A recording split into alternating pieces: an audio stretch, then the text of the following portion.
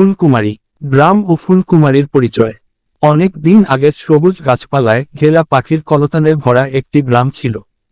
সেই গ্রামে থাকত এক কিশোরী মেয়ে যাকে সবাই ফুলকুমারী নামে চিনত, কারণ তার হাসি আর মায়াবী হৃদয় যেন প্রকৃতিকে নাড়িয়ে দিত। সে মাঠে হাঁটলেই ফুল ফুটত, গাছে নতুন কুড়ি বের হতো, পাখিরা গান ধরত। ফুলকুমারী, আহা দেখো তো কেমন সুন্দর ফুটেছে শিউলি ফুল। আমার ইচ্ছে প্রতিদিন এই গ্রাম ফুলে ভরে থাকুক, সবাই হাসুক। গ্রামের শিশু ফুলকুমারী, তুমি আসলে মানেই আমাদের খেলাধুলার মাঠ আরো সুন্দর হয়ে যায়। তোমার নামটা একদম ঠিকই রাখা হয়েছে। ফুলকুমারী গ্রামে হেঁটে যাচ্ছে, শিশুরা তার চারপাশে খেলছে, ফুল ফুটছে, হাসির কলরব ছড়িয়ে পড়ছে।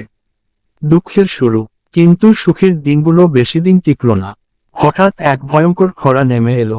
সূর্য আগুনের মতো জ্বলতে লাগলো। মাঠ শুকিয়ে গেল, নদীর বুকে ফাটল ধরল। গ্রামবাসী, আমাদের ফসল সব পুড়ে গেল। ফুলকুমারীও আর ফুল ফুটাতে পারছে না। এভাবে তো আমরা সবাই অনাহারে মরে যাব। ফুলকুমারী চারপাশে তাকিয়ে দুঃখ পেল, তার চোখে পানি এসে গেল। ফুলকুমারী, এভাবে তো সবাই কষ্টের দিন কাটাচ্ছে, কিছু একটা তো আমাকে করতে হবে। জাদুকরি যাত্রার ডাক। রাতে ফুলকুমারী ঘুমের মধ্যে এক স্বপ্ন দেখল। স্বপ্নে নীল আলোয় ভেসে এল এক জাদুকরি পরী। পরী, ফুলকুমারী, তোমার হাতে আছে গ্রামের মুক্তি। পাহাড়ের ওপারে এক নীল হ্রদ আছে, সেই হ্রদে আছে জাদুর ফোঁটা জল। যদি তুমি সেই জল গ্রামে এনে দিতে পারো, তবে সবুজ মাঠ ফিরে আসবে, ফুল আবার ফুটবে। ফুলকুমারী, আমি ভয় পাবো না, আমার গ্রামের জন্য আমি যে কোনো কষ্ট সহ্য করব। আমি যাব সেই নীল হ্রদের খোঁজে।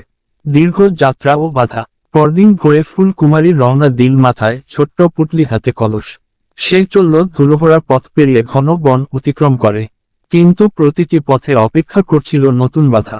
বনের অন্ধকারে শব্দ, প্রভাব, পেঁচার ডাক, বাতাসের শস্য শব্দ। এক অন্ধকার গুহায় দাঁড়িয়ে ছিল এক ভয়ঙ্কর ভূত। ভূত, এই পথ দিয়ে যেতে হলে তোমাকে আমার প্রশ্নের উত্তর দিতে হবে। না পারলে তোমাকে এখানেই আটকে রাখব। ফুলকুমারী, ঠিক আছে, বলো তোমার প্রশ্ন, আমি সঠিক উত্তর দিয়ে তবে যাব। ভূত, কোন জিনিস দান করলে কখনো কমে না, বরং বাড়তে থাকে? ফুলকুমারী একটু ভেবে, ভালোবাসা। ভূত হেসে উঠল আর পথ ছেড়ে দিল। ভূত, ঠিক বলেছ, যাও, তোমার যাত্রা মঙ্গল হোক। ভূত মিশে যাচ্ছে কুয়াশায়, ফুলকুমারী এগিয়ে যাচ্ছে। নীল হ্রদ ও জাদুর জল।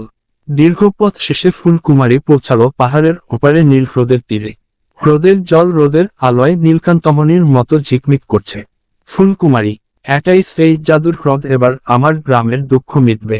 সে সাবধানে কলসে জল ভরল, তখনই হ্রদের মাঝখান থেকে মৃদু সুরে ভেসে এলো। হ্রদের আত্মা, সাবধান, এই জল কেবল সৎ হৃদয়ের মানুষই নিতে পারে। তুমি পরীক্ষায় উত্তীর্ণ হয়েছ, যাও, তোমার গ্রামকে রক্ষা করো। সুখের পরিণতি। ফুলকুমারী জল নিয়ে গ্রামে ফিরে এল, সবাই উৎকণ্ঠায় তার জন্য অপেক্ষা করছিল। গ্রামবাসী, দেখো, সে ফিরে এসেছে, কলসে জল এনেছে। ফুলকুমারী মাঠে দাঁড়িয়ে জাদুর জল ছিটিয়ে দিল, মুহূর্তেই শুকনো মাঠ সবুজ হয়ে উঠল। গাছে ফুল ফুটল, নদী কলকল করে বইতে শুরু করল। গ্রামবাসী সবাই আনন্দে চিৎকার করে, জয় হোক ফুলকুমারীর, সে আমাদের বাঁচিয়েছে। ফুলকুমারী, এ শুধু আমার কাজ নয়, সবার ভালোবাসা আর আশীর্বাদের ফল। এভাবেই ফুলকুমারী তার সাহস, ভালোবাসা আর আত্মত্যাগ দিয়ে গ্রামকে রক্ষা করেছিল। সেই থেকে গ্রামে এখনো বিশ্বাস করা হয়, যতদিন ফুলকুমারীর গল্প মনে রাখা হবে, ততদিন আশা আর সুখ কখনো নিভে যাবে না।